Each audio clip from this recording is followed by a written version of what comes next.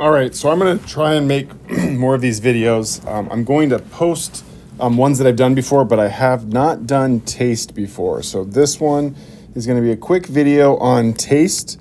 As you can see, I've already got a bunch of stuff written out here. So remember that taste is a G protein pathway.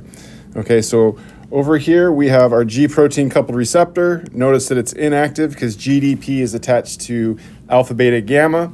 We've got GTP over here. Ultimately, this is going to activate PLC, and we're going to do stuff with PIP2. So let's start. So in order for this pathway to start, we are going to have something bind to receptor. So we're just going to say that we have sugar, okay? So remember, sugar, so we've got sweet, umami, and bitter all activate G proteins. Okay, so when sugar binds to that G protein coupled receptor, that's what GPCR stands for, the GDP moves out and the GTP moves in. So now the G protein pathway is active. All right, but in this case, remember, this is the little bit of the unique situation. What happens is we have beta and gamma move. Hey, we did it right. So beta and gamma come over and bind to PLC. And when we do that, we activate the hammer. And so remember, I like to talk about enzymes as hammers. So here's my little hammer drawing. It's not a very good one, but there you go. And so what happens is, and I'm just going to move the hammer, I'm not going to move the whole PLC, is it comes and it breaks PIP2. All right, so just to be clear, in case you watch this later, this hammer represents PLC.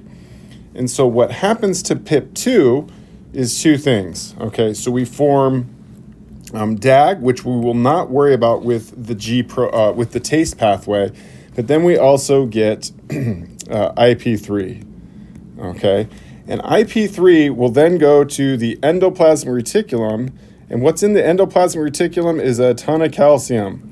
Okay, and so it comes here, and then what ends up happening is that we open up just a little door here. So the door is open, and as a result, calcium is able to leave. So we have calcium. We consider this influx because it's now in the sarcoplasm.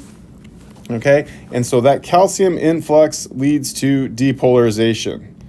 And if you recall, this depolarization causes a graded potential.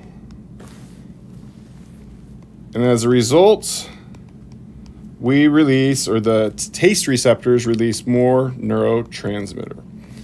Okay, and with that, that is the basic idea of the G protein pathway that activates taste.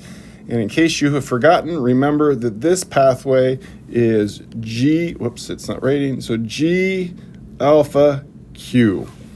Okay, and so there you go. Hopefully this helps out a little bit, and you can use it just to look at something a little bit of a different way.